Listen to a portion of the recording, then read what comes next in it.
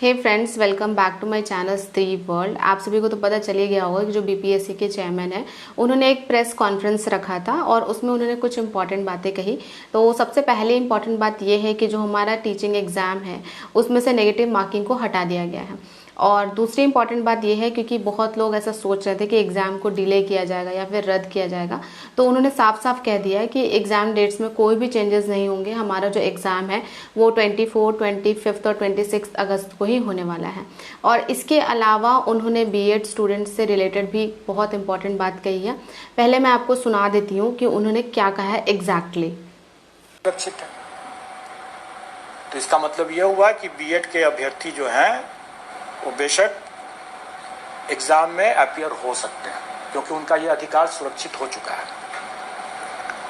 लेकिन यह अधिकार उनके सिर्फ एग्जाम में अपीयर होने का है जो कि सुरक्षित है, उसके फल पर उनका अधिकार अभी नहीं बना है। परीक्षा तो आप लोगों ने सुन ही लिया होगा कि चेयरमैन जी ने क्या कहा है। उन्होंने कहा है कि हमें एग्ज़ाम में अपीयर होने का अधिकार है, लेकिन जब हम एग्ज़ाम दे लेंगे तो उसका जो रिज़ल्ट आएगा उसके ऊपर हमारा अधिकार नहीं है। और इसका बेसिस उन्होंने एनसीटीई की गज़ट को माना है कि एनसीटीई का जो गज़ट था वो जब ये नोटिफिकेशन रिलीज़ हुआ था उस समय अवैध घोषित नहीं हुआ था, तो उस बेसिस पर हम एग्ज़ाम दे सकते हैं।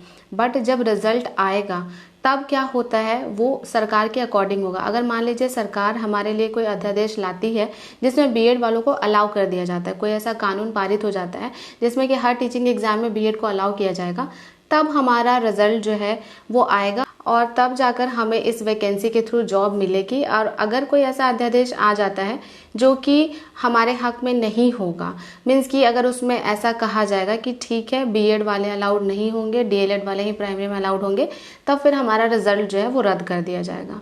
तो मुझे ऐसा लग रहा था कि कितना अच्छा होता कि कुछ दिन का स्टे लगा दिया जाता है इस वैकेंसी पर और इसके बाद गवर्नमेंट अच्छे से डिसाइड कर लेती, अध्यादेश जारी कर देती कि बीएड वाले अलाउड हैं या नहीं है, और उसके बाद ये एग्ज़ाम कंडक्ट कराया जाता। क्योंकि ऐसे में उन्होंने जो प्रेस कॉन्फ्रेंस किया है उसका कोई रिजल्ट नहीं मिल रहा। हम अभी भी बहुत ज़्यादा डाउट में हैं। हमें अभी भी लग रहा है कि हमें एग्ज़ाम देने जाना चाहिए या नहीं देने जाना चाहिए, क्योंकि अगर कोई एक स्टूडेंट एग्ज़ाम देता है तो फिर रिजल्ट से उसकी एक्सपेक्टेशन होती है। क्योंकि मुझे भी ऐसा लग रहा था कि इस बार अगर एग्ज़ाम दे दूंगे बिहार वाला तो यहाँ पर चलो बहुत ज़्यादा संभावना है जॉब होने की, लेकिन अब एग्ज़ाम देने के बाद भी ये श्योरिटी हमारे अंदर नहीं रहेगी। एग्ज़ाम देने के बाद भी हम टेंशन में ही रहेंगे कि हमें बाहर रख किया जाएगा या फिर हमें जॉब दी जाएगी। तो ये जो डाउट है, ये जो संशय है, ये सब स्टूडेंट पर अभी बना हुआ है और मुझे ऐसा लगता है कि ये कोई अच्छा डिसीज़न नहीं है। मीन्स कि थोड़ा सा इस पर स्टे कर दिया जाता और सारी चीज़ें क्लियर होने के बाद एग्ज़ाम होती तो हमें ज़्यादा अच्छा लगता। तो अब देखिए बाकी चीज़ें तो क्लियर हो गई हैं कि एग्ज़ाम हमें देना है, रिज़ल्ट आएगा या नहीं ये पता नहीं है। तो आप अपने हिसाब से डिसाइड कीजिए कि आप एग्ज़ाम देंगे या नहीं। अगर मेरा है तो मैं तो एग्ज़ाम देने जाऊंगी, क्योंकि मैं एक तो बिहार की ही हूँ पहली बात, और दूसरी बात कि मैंने बहुत मेहनत की थी, तो चलो एग्ज़ाम देने में क्या जाता है। तो आप भी अपना देख लीजिए। मुझे ऐसा लगता है कि आप सबको भी एग्ज़ाम दे देना चाहिए, क्योंकि देखिए देश में हमेशा कानून जो है वो चेंज होते रहता है। तो क्या पता कल को कोई एक ऐसा अध्यादेश आ जाए जिसमें बीएड वालों को अलाउ कर दिया जाए, तो उस समय ना फिर आप बहुत ज़्यादा अफसोस करेंगे। तो एक तो इस रिग्रेट से बचने के लिए मैं आपको कहूँगी कि आप एग्ज़ाम दे दीजिए। और मेरे हिसाब से एग्ज़ाम अगर थोड़े दिन के लिए होल्ड हो जाता तो ज़्यादा अच्छा होता, क्योंकि आप देख रहे होंगे कि बहुत सारे स्टूडेंट्स जो हैं वो प्रोटेस्ट कर रहे हैं, तो उनका तो वैसे ही टाइम बहुत सारा ख़राब हुआ है। और जो स्टूडेंट घर में हैं वो भी मतलब आराम से पढ़ नहीं रहे, क्योंकि अगर आपको ये कह दिया जाएगा कि आप इस वैकेंसी से ही बाहर है तो आपके अंदर उतना मोटिवेशन बचेगा ही नहीं पढ़ाई करने के लिए। तो जो घर में है ना वो भी बहुत ज़्यादा टेंशन में, उस वजह से भी उनकी पढ़ाई नहीं हुई है।